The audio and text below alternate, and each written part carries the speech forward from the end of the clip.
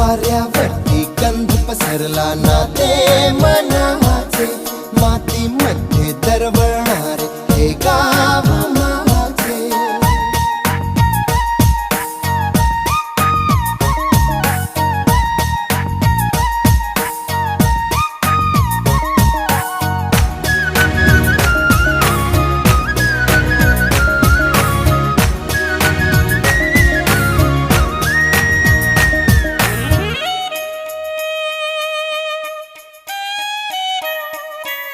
स्वप्नातले गाव माझ्या पुढे, दिवसाचा पक्षी अलगद उडे.